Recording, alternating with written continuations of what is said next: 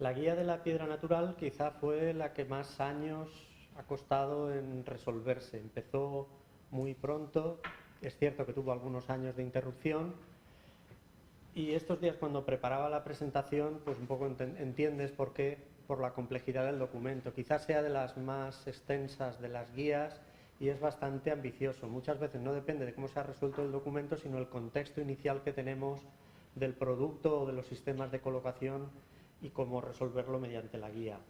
Es documento reconocido como las otras desde el año 2010, antes no lo he comentado, específicamente la Consellería saca una resolución para reconocer cada uno de estos documentos por su mejora en la calidad de la edificación. Esto lo pasaré rápido porque lo tengo aquí inicialmente. En este caso trabajaron sobre todo el Instituto Tecnológico de la Construcción, AIDICO, el IBE, por supuesto con la coordinación de la Dirección General de Vivienda, y el objetivo, carácter y demás de la guía, al igual que el resto que habéis visto ya.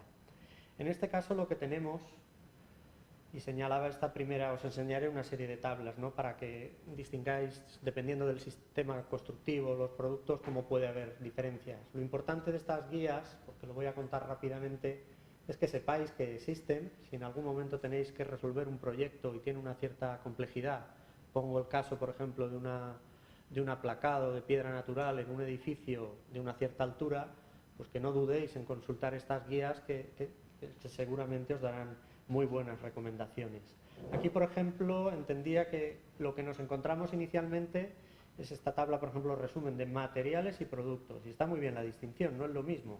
Como materiales, la guía va a tratar dos naturalezas de materiales, dijéramos, lo que encontramos en una cantera, piedras naturales, y también lo que podríamos entender como una piedra artificial, que es lo que denomina piedra aglomerada, formada a partir de ese polvo de piedra natural y una serie de resinas.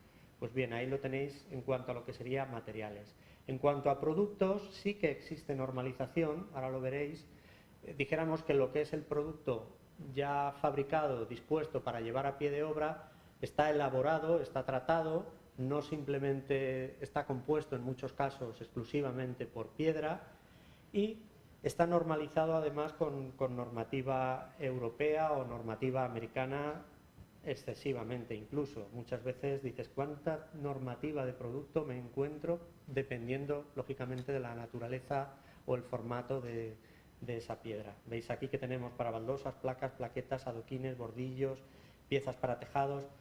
Tampoco están todos los usos en esta guía. Por ejemplo, no abordamos, dijéramos, cómo es la colocación de piedra o pizarras para tejados. Pues eso sería cuestión de otra versión o de otras guías. Tampoco a lo mejor tratamos excesivamente los adoquines, pero sí los pavimentos, tanto interiores como exteriores. Veis aquí que, por ejemplo, a nivel de productos encontramos normalización, lógicamente, para piedra natural, piedra aglomerada, incluso compuestos de piedra. Luego enseño alguna tabla para que veáis qué tipos de compuestos se tratan en la guía. Aquí ya veis, conforme os acercáis a la derecha en la tabla, las diferentes naturalezas de las piedras de origen, incluso si admiten o no un tratamiento, o si se sirven para esas normas de producto con o sin tratamiento o acabados superficiales. Este es el listado que os decía, por ejemplo, de normativas. No lo he repasado y por los años que se editó el documento, seguramente alguna de ellas se haya modificado simplemente por el Reglamento de Productos de la Construcción, que salió en el año 2013, y en familias de productos como los aislantes prácticamente pasaron una revisión. Aquí supongo que será algo parecido, pero estas son las normas de producto que contempla la guía. Encontrábamos lo mismo que en otros productos, como se ha dicho, para cerámica. Pues por un lado estaban las denominaciones o clasificaciones técnico-comerciales que van funcionando por ahí por la calle, y por otro lado tenemos una serie de características relevantes en cada grupo de piedra natural. En esta tabla, por ejemplo, para esas denominaciones técnico-comerciales ya nos daba una idea de qué naturaleza o composición química tenía mayoritariamente ese tipo de piedra, y también cuáles eran unas características, dijéramos, esenciales. Pues, por ejemplo, la dureza MOS, la aptitud o no al pulido para esas piedras, su capacidad o no de lajosidad, si se puede descomponer en lajas o no ese producto.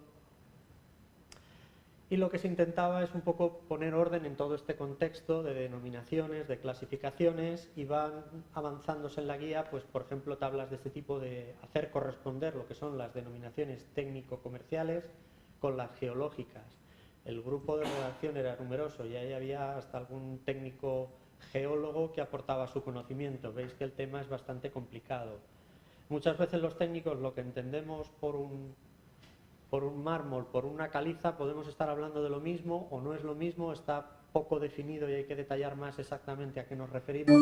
En ese sentido, la guía, solamente con seleccionar la numerosa documentación que hay a nuestro alcance, tipo enciclopedias y otras guías que hay también de piedra natural, pues la verdad es que nos ayuda mucho y nos puede aclarar a entender exactamente qué piedra estamos seleccionando para nuestro proyecto o qué producto sería el más adecuado emplear. Aquí, por ejemplo, pues veis un poco el origen o denominación geológica de esas diferentes naturalezas de piedra en su denominación técnico-comercial. Algunas de estas tablas las he cortado, en la guía las tenéis enteras, he puesto las primeras filas para que se vean a mayor tamaño y podamos leer algo, pero estas relaciones son más extensas, en este caso, por ejemplo, de materiales de piedra natural. Lo que está claro es que, por ejemplo, lo que os decía antes de normativa americana, tenemos suficiente normalización, incluso subdivisiones por normativa, dependiendo del uso interior, exterior, los contenidos de materiales. Empiezan a presentarse unas primeras propiedades que nos aclaran si son válidas o no estas naturalezas de piedra en cuanto a absorción de agua, densidad o módulo de flexión. Incluso pasa lo mismo con denominaciones de productos de piedra natural en el caso de norma europea. Lo mismo, tenéis ahí para diferentes usos y formatos de productos cuáles serían, dijéramos, las longitudes, anchuras, espesores mínimos a utilizar. Y esto, como digo, está suficientemente expuesto en lo que serían normativas exclusivamente de productos. Quizá más dirigidas estas normativas al sector de la industria, de los fabricantes, de cómo clasificar esos productos que van a poner en el mercado con su marcado CE. De hecho, la guía presenta al principio alguna de estas tablas con recomendaciones. Entiendo, por ejemplo, si se hace un análisis de cuáles son las características esenciales que está poniendo un fabricante de estos productos de acuerdo a esta norma, que ponen el marcado CE una vez los van a comercializar, veis aquí cuáles serían los listados de características declarables, esenciales, cuáles tienen el marcado CE, esas características pueden ser declaradas y cuáles no. O sea, tendría que cambiar la norma armonizada para que se recomendara declarar también esa prestación que a vistas de los redactores de la guía son de interés. Es lo que os comentaba antes de la declaración de prestaciones del fabricante para un producto, que incluso a veces encontramos un marcado CE con una única característica declarada. Pues a todas luces nos resulta insuficiente una sola característica. Pero es que además serán casos, que son todos estos que hay una R, que no tiene por qué declararlo el fabricante porque no está en la norma armonizada. La guía lo que sí que pide es que tengamos información de esa característica para ciertos usos o formatos de la piedra para que se realizasen ensayos o se le pidiera algún ensayo complementario al fabricante porque necesitaríamos información, por ejemplo, de resistencia al deslizamiento en el caso de bordillos, que no está normalizado, pero se considera de especial interés. Bien, pues avanzando en el documento veis como para diferentes usos, para revestimiento vertical, pavimento, en usos en exteriores o en interiores, ya se empiezan a distinguir cómo tendríamos, más allá de lo que nombraba antes de piedras naturales o piedras aglomeradas, otros compuestos de piedra natural. Aquí tenéis una relación, al final vienen a ser, dijéramos, unos compuestos. Veis aquí algún caso, por ejemplo, de piedra natural con madera. Pues pueden ser adecuados en algunos usos, pero en otros pues no procede y ya os va orientando la guía de buscar otra solución de compuesto, otra solución de producto de piedra natural o aglomerada que no diera respuesta este compuesto de piedra natural que se está comercializando. Al igual que otras guías, y para que tengáis en cuenta los parámetros de especial interés a la hora de componer ese código identificador de pavimentos y revestimientos, se tienen 3 identificadores para el código. En este caso, el primero lo conforman las características físico-mecánicas relacionadas con el uso, la carga de rotura, la resistencia al desgaste y la homogeneidad. Y aquí la guía propone estos 7 niveles que ahora veremos. El segundo identificador coincide con otras guías por su importancia con la resistencia al deslizamiento, y al igual que en cerámica o que en terrazos, lógicamente, o en hormigón, pues se remite al código técnico de la edificación. Como características adicionales para el tercer identificador, en este caso cree destacable que es la aplicación de piedra en exterior, que se requiera de ella propiedades higiénicas y unas necesidades porque se van a utilizar las piezas de piedra natural para colocarse con anclajes mecánicos, ¿no? Que permiten, no todas las piedras, por lo que decía antes, son válidas para colocarse en aplacados mediante fijaciones mecánicas. Pues esos caracteres podrán estar o no adicionalmente en el código. Veis que la sistemática siempre es la misma para cualquiera de los productos que hemos visto. En cuanto a esos niveles para el primer identificador de las características mecánicas, estos 7 niveles que os decía, pues va de menos a más, como podéis apreciar, de menos agresivo a más agresivo, desde piedras que podemos colocar productos para revestimientos de paramentos por adherencia directa, hasta carreteras, calles, incluso pavimentos de gasolineras. Se hace coincidir además con una norma, como veis aquí, y viene bien las designaciones en cuanto a memorizar el código, pues P1 para lo que ha considerado la norma UNE, clase 1.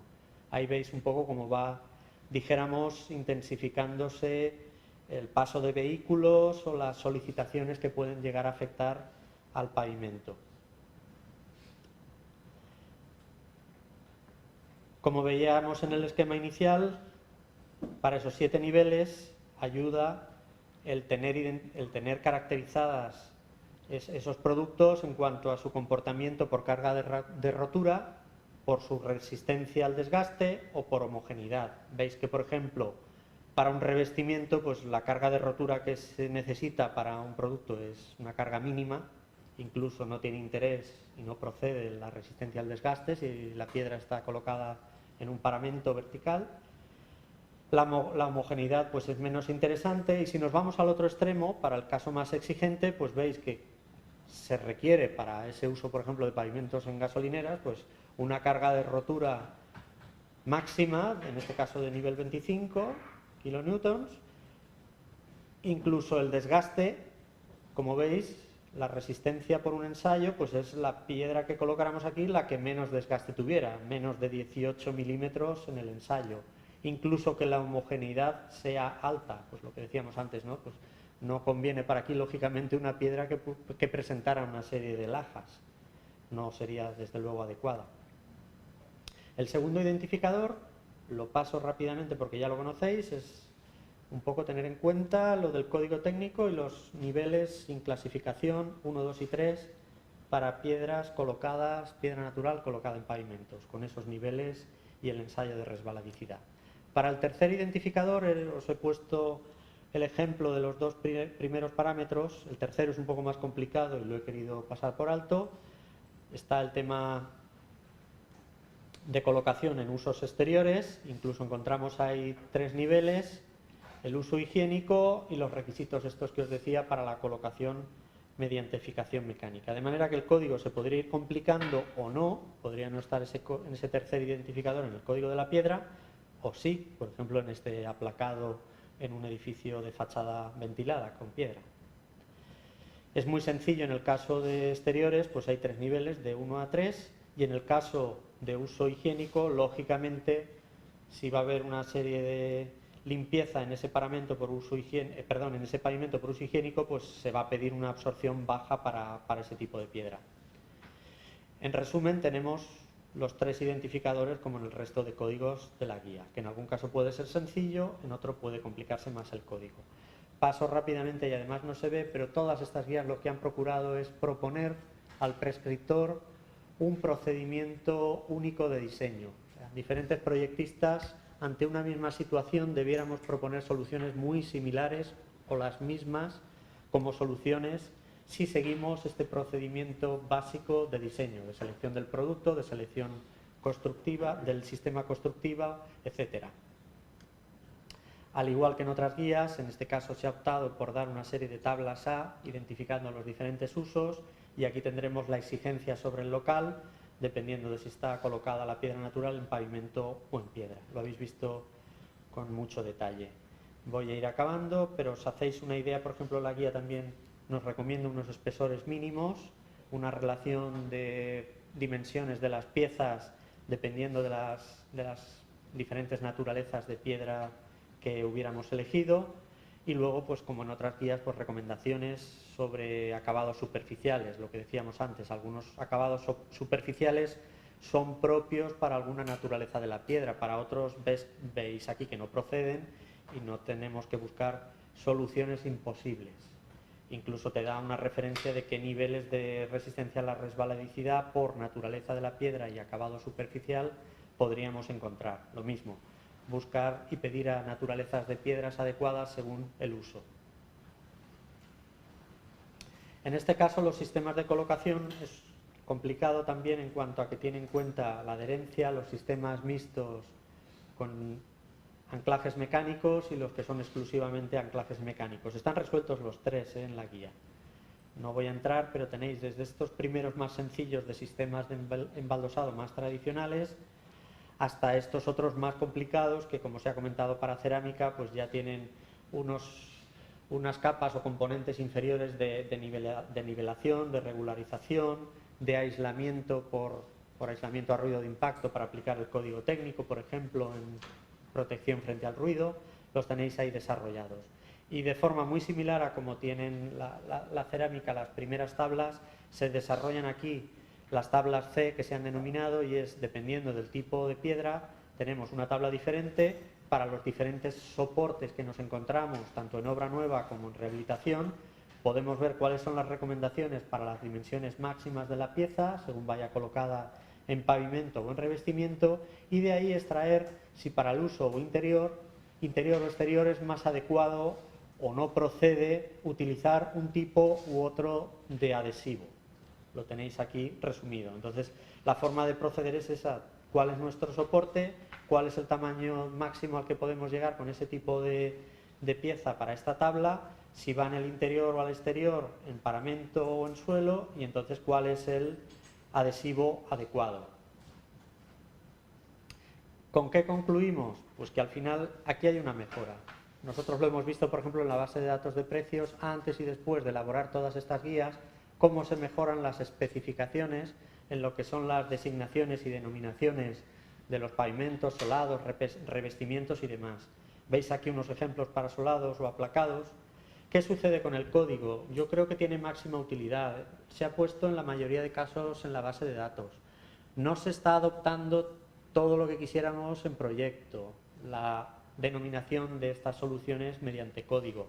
No obstante, como código interno para proyectar nosotros y para luego exigir en obra unas prestaciones mínimas, sí resulta de utilidad, porque nosotros tenemos aquí prescrito una serie de condiciones al producto, al sistema de colocación, y si después en obra no se adopta la misma solución de producto o el mismo sistema de colocación, al menos lo que tenemos asegurado es que las prestaciones que dará esa unidad de obra de pavimento o de revestimiento serán al menos o mejores que las que están prescritas en proyecto. Veis ahí el interés de tener ese código de prestaciones identificado en la parte de proyecto como exigencia en una buena especificación.